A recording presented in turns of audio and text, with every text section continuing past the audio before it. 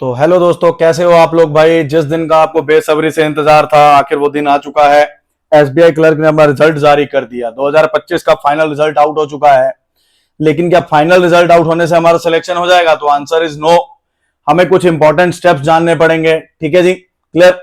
उन स्टेप्स को ध्यान में रखते ही हमें आगे बढ़ना होगा। बिना उन स्टेप्स को ध्यान में रखे हमारा सिलेक्शन नहीं होगा, सिलेक्शन प्रोसेस हमारा कंप्लीट नहीं होगा। वीडियो को शुरू से करने से पहले सबसे पहले तो उन लोगों को कंग्रेचुलेशंस भाई, मेरी तरफ से बहुत बहुत आपको मुबारकबाद जिनका सिलेक्शन हो गया है। और जिनका सिलेक्शन नहीं हुआ है उनको यही कहूंगा कि एक बार फिर, ये शब्द बहुत इंपॉर्टेंट है कि एक वन ट्राई, एक बार और। क्लियर है? देखो, विनर और लूजर में ज्यादा फर्क नहीं होता है, सिर्फ एक बार ट्राई करने का फर्क होता है। जो लूजर होता है वो ट्राई करने से डरता है, वो बोलता है अब हो गया खत्म। लेकिन जो विनर बोलता है इस उम्मीद के साथ एक बार फिर से ट्राई मारता है। क्लियर? ये एसबीआई क्लर्क का रिजल्ट आया है। एक क्लर्क से आपकी जिंदगी नहीं डिसाइड होती है। क्लियर? अभी आपको पता है 2025 में ढेर सारे एग्जाम जो है, बैंकिंग के एग्जाम आने वाले हैं। आप उनके लिए प्रिपरेशन करिए। क्लियर है ना? एसबीआई क्लर्क नहीं हुआ तो क्या हो गया? आपका आरआरबी पीओ होगा भाई, आप आरआरबी पीओ की प्रिपरेशन करो। क्लियर? आईबीपीएस पीओ होगा, आईबीपीएस पीओ है, आईबीपीएस क्लर्क है, आरआरबी क्लर्क है, एसबीआई पीओ, एसबीआई क्लर्क फिर से है। अरे एक रिजल्ट आया तो पूरी जिंदगी का रिजल्ट थोड़ी ना आया। हम फिर से मेहनत करेंगे। मैं ये बात जानता हूं, इसको एक्सेप्ट करना कितना मुश्किल होता है, मैं ये बात बिल्कुल समझ सकता हूं। क्लियर? लेकिन एक्सेप्ट करना ही होगा और ज्यादा दिन बिना वेस्ट किए हमें आगे के बारे में सोचना ही होगा।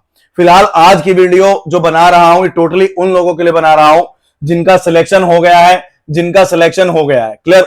जिनका सिलेक्शन नहीं हुआ है उनके लिए एक वीडियो और बनाऊंगा, जिनको आगे, जिसमें आगे की स्ट्रेटेजी को डिस्कस करूंगा कि आगे क्या करना है भाई। क्लियर?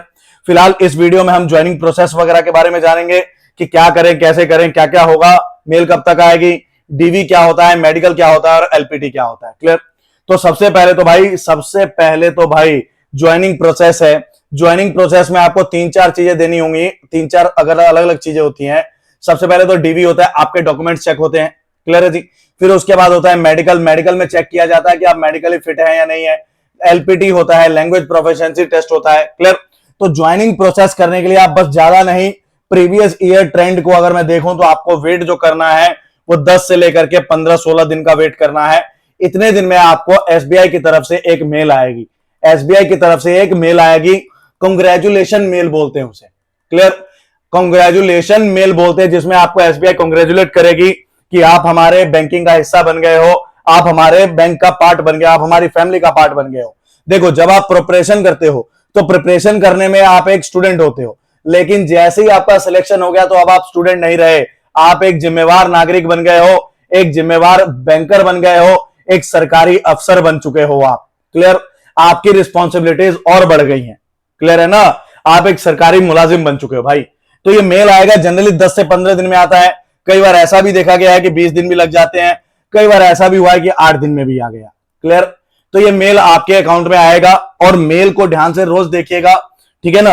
मतलब इनबॉक्स को डेली चेक करिएगा। एक इशू क्या आता है लोगों के साथ कि जो इनबॉक्स होता है उनका वो इनबॉक्स भरा होता है, तो कई बार जो है वो मेल आ ही नहीं पाता है। तो अपना इनबॉक्स को खाली रखें, एक चीज। दूसरी चीज, अगर इनबॉक्स में नहीं आ रहा है तो स्पैम फोल्डर भी चेक करते रहे भाई। स्पैम में भी चेक करते रहें कि क्या मेल वहां तो नहीं आया है, वहां भी आ सकता है। उसी मेल के अंदर आपको सारी जानकारी लिखी हुई मिलेंगी कि कितनी तारीख को आपको रिपोर्ट करना है आपके एलएचओ में। एलएचओ यानी local head office. Local head office में कितनी तारीख को आपको अपना क्या करना है, रिपोर्ट करना है। उसी में आपको all details of the DV होगा।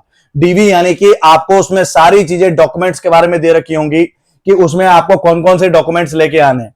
तो जनरली जो आपको डॉक्यूमेंट लेके जाना होता है वो 10th क्लास का, ठीक है जी, 10th का मार्कशीट, सर्टिफिकेट, ठीक है ना? क्लियर? ये दोनों ले जाना होता है। क्यों? क्योंकि एक बर्थ प्रूफ का, बर्थ डेट का, डेट ऑफ बर्थ का प्रूफ मांगते हैं। तो डेट ऑफ बर्थ के लिए या तो आपके पास बर्थ सर्टिफिकेट होना चाहिए, या तो क्या होना चाहिए आपके पास, बर्थ सर्टिफिकेट। अगर द बर्थ सर्टिफिकेट नहीं है तो 10th के सर्टिफिकेट पे भी आपका डेट ऑफ बर्थ मेंशन होता है, तो ये भी चल जाएगा। क्लियर है जी? दूसरी चीज चाहिए प्लस 2 का, 12th का। उसके अलावा ग्रेजुएशन आपका जो कंप्लीट हो चुका है उसके हर सेमेस्टर का, ईच सेमेस्टर का मार्कशीट चाहिए, डीएमसी चाहिए, हर एक सेमेस्टर का चाहिए। वो आप सीक्वेंस में रख लेना और उसी मेल में आपको ये सीक्वेंस भी दिया जाएगा कि किस हिसाब से इसको सेट करके आना है। क्लियर? उसके अलावा डिग्री, देखो कईयों के पास डिग्री होती है, कईयों के पास डिग्री नहीं है। तो जिनके पास डिग्री है उनके पास तो वेल एंड गुड, जिनके पास डिग्री नहीं है तो आप अपने यूनिवर्सिटी विजिट करें और यूनिवर्सिटी जाके प्रोविजनल डिग्री इशू कराएं, वहां से डुप्लीकेट डिग्री जिसको बोलते हैं, प्रोविजनल डिग्री लें, कलेक्ट करें, आपको डिग्री लेके जाना ही होगा। क्लियर है जी, आपको डिग्री लेके जाना ही होगा। उसके बाद आपको जो लेके जाना है आईडी प्रूफ। आईडी प्रूफ में आपका आधार वगैरह आ सकता है, आधार, लाइसेंस, पैन कार्ड, कुछ भी आ सकता है। उसके बाद आपको लेके जाना है कास्ट सर्टिफिकेट। अब जिनका कास्ट सर्टिफिकेट है, जिनका SC ST वगैरह है, क्लियर है, उनको तो लेके जाना ही पड़ेगा, ठीक है ना। जो ओबीसी है, सबसे इशू ओबीसी को भी नहीं आता है, सबसे ज्यादा इशू आता है EWS को। क्लियर। तो जैसे कि एग्जाम 2024 में हुआ था, तो इसमें जो EWS का सर्टिफिकेट बनेगा, लगेगा, वो वैलिड फॉर 24-25 वाला चाहिए, वैलिड फॉर 2024-2025 वाला चाहिए। ऐसा नहीं है अगर तुम अभी बनाने जाओगे ना EWS, तो जो आज की डेट में बनेगा वो वैलिड फॉर 2025 और 26 चलेगा, ये नहीं लागू होता है भाई। क्लियर। आपको ये वाला चाहिए, ये जिसके पास नहीं है उसको दिक्कत का सामना करना पड़ सकता है, हालांकि ये आपके पास होने चाहिए। सारे इंपॉर्टेंट डॉक्यूमेंट्स हैं जो आपको लेके जाने हैं भाई। क्लियर है। इसके बाद बढ़ते हैं आगे मेडिकल में। तो मेडिकल का सारा डिटेल, मेडिकल में एक्चुअल में होते क्या क्या टेस्ट हैं, तो मेरे को ऐसा लगता है तकरीबन सारे टेस्ट होते हैं। सबसे पहले जैसे आपका ब्लड टेस्ट होता है, ब्लड टेस्ट के बाद आपका होता है ECG वगैरह होता है। उसके बाद आपका क्या बोलते हैं, यूरिक एसिड टेस्ट होता है। क्लियर। उसके बाद आईज का टेस्ट होता है, ईयर्स का टेस्ट होता है। क्लियर। आई, ईयर, ये सारी चीजें वो टेस्ट करते हैं। क्लियर। जब वो आपको मेल आएगी तो उसमें सारा डिटेल लिखा रहेगा कि किस हॉस्पिटल से कराना है, किस डॉक्टर से कराना है, ये सारी चीजें उसमें लिखी रहेंगी। क्लियर है। आपको उन्हीं से कराना है, मोस्टली गवर्नमेंट हॉस्पिटल का ही होता है। क्लियर। लेकिन कई बार क्या करते हैं कि प्राइवेट हॉस्पिटल भी अलॉट कर देते हैं, तो मोस्टली गवर्नमेंट हॉस्पिटल का ही होता है उसमें। और उसमें मेडिकल अफसर्स का भी नंबर वगैरह होता है, मेडिकल ऑफिसर्स का ईमेल और नंबर होता है। क्लियर। ईमेल और कॉन्टेक्ट नंबर होता है।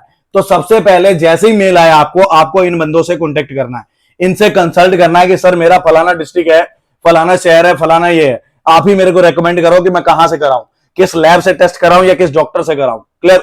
ये सारी चीजें पहले आपको इनसे कंसल्ट करनी है।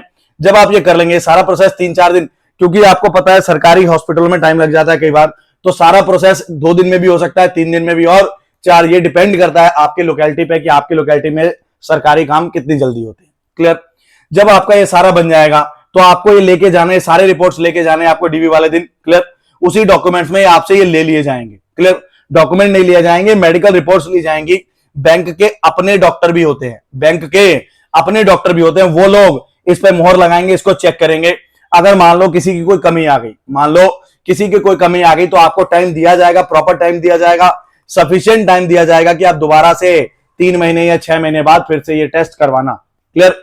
बैंक के जब तक डॉक्टर मोहर नहीं लगाएंगे तब तक मेडिकली फिट नहीं माने जाओगे। क्लियर है जी। Next thing is LPT। LPT देखो भाई क्या होता है, लैंग्वेज प्रोफिशिएंसी टेस्ट। कई बार क्या होता है, मान लो मैं पंजाब से हूं, मैंने पेपर भर दिया, कहां, मैंने पेपर भर दिया गुजरात से। अब मैं अगर गुजरात में क्लर्क बन के जा रहा हूं, क्लर्क का काम क्या है, इस पे मैंने एक वीडियो बना रखी है पूरी। क्लियर। तो क्लर्क का काम क्या है, क्लर्क का काम है लोकल पीपल, काउंटर पे बैठना, आम जनता से, लोकल पीपल से डील करना। अब मैं गुजरात में पंजाबी थोड़ी ना बोलूंगा लोकल पीपल के साथ, मेरे को क्या आनी चाहिए, गुजराती। क्लियर। तो ये LPT इसी के लिए होता है कि आपको लोकल लैंग्वेज आ रहा है या नहीं आ रहा है। क्लियर। जब आपने फॉर्म भरा था आपके सामने ये बात थी कि आप अपनी स्टेट से भी भर सकते हो, लेकिन कई बार क्या होता है अदर स्टेट में वैकेंसी ज्यादा होती है, इसलिए हम वैकेंसी वहां से हम फिल कर देते हैं। ऐसा कर दिया कोई दिक्कत नहीं, लेकिन आपको वो लैंग्वेज आना चाहिए। क्लियर है जी। ठीक है। तो लोकल लैंग्वेज आना मैंडेट है। अगर मान लो आप फेल भी हो गए तो आपको 3 महीने का समय दिया जाता है, आप दोबारा वो दे सकते हो। क्लियर है जी। एक चीज होगी LPT। दूसरी चीज क्या है, सबका LPT होगा तो नहीं भाई, सबका नहीं होगा। अगर आप 10th या 12th में वो लैंग्वेज पढ़ रखी है जिस स्टेट से आपने अप्लाई किया है, उस स्टेट की लैंग्वेज अगर आपके 10th या 12th में है, तो आपका LPT होगा ही नहीं, तो फिर आपका LPT होगा ही नहीं। LPT आपका तभी होगा जब आप 10th और 12th में नहीं पढ़ा है आपने, अगर तभी होगा, अदरवाइज नहीं होगा भाई। क्लियर हो ना। तो ये डिटेल है LPT की। ये सारा प्रोसेस जो है, जब भी आपका मेल आएगा 8 से 15 दिन में आएगा, उसके 8 से 15 दिन में जब मेल आएगा, 10 दिन का टाइम बीच में मान लो। क्लियर। 10 दिन बाद आपकी DV होगी, मेडिकल होगा। मेडिकल ये अलग अलग दिन में होते हैं, सेम डे में नहीं होता है। क्लियर है ना। DV और LPT सेम डे में होता है, सेम हाफ में होता है। कई बार मेडिकल और LPT सेम डे में होता है। क्लियर। तो ये है, ये प्रोसेस 2 दिन का है। इसके 5-6 दिन बाद, 5 से 6 दिन बाद आपको मेल आएगा फिर से कि आपने LPT जो दिया था, मेडिकल जो दिया था, वो सब ओके है। उस 5-6 दिन के बाद, 7-8 दिन के बाद आपको मेल आएगा कि ये आपका एलएचओ है, या ये आपका एओ है, या ये आपका आरबीओ है। क्लियर है? तो आपको इस जगह पे रिपोर्ट करना होता है। क्लियर? अब बात आती है सर ट्रेनिंग का क्या है? तो ट्रेनिंग का भाई देखो, ट्रेनिंग का फिक्स नहीं है। ट्रेनिंग हो भी सकता है, नहीं भी हो सकता है, वो डिपेंड करता है बैंक के ऊपर। क्लियर? कि ट्रेनिंग कराएंगे या नहीं कराएंगे। कई बार क्या करते हैं, करवा भी लेते हैं, 14 दिन की ट्रेनिंग होती है। कई बार ऐसा होता है कि ट्रेनिंग नहीं करवाते, बोलते पहले ज्वाइन करो, बीच में देखा जाएगा। क्लियर? तो ट्रेनिंग का कोई फिक्स नहीं है, ट्रेनिंग हो भी सकती है और ट्रेनिंग नहीं भी हो सकती है। आपको डायरेक्ट आरबीओ बुला के ब्रांच एलोकेट कर दी जाए, कि आपको बोल दिया जाए फलानी तारीख को आपको यहां पे पहुंचना है। क्लियर है जी? ये सारा प्रोसेस मेल आने में 10-15 दिन लग जाते हैं।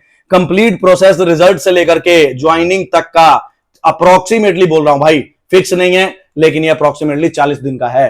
क्लियर? आप ये मान के चलो कि जितनी तारीख को रिजल्ट आया है उससे 40 दिन बाद तक 90% चांस है कि आपका ज्वाइनिंग हो चुका होगा। क्लियर? आई होप मैंने ये इंफॉर्मेशन जो आपको प्रोवाइड की वो आपके काम की हो। आप चैनल पे अगर नए हैं तो चैनल को सब्सक्राइब जरूर कर दें और वीडियो को लाइक जरूर कर दें, ताकि मैक्सिमम टू मैक्सिमम लोगों को इसका फायदा मिल सकते हैं। मिलते हैं next time. Thank you and thanks to everyone.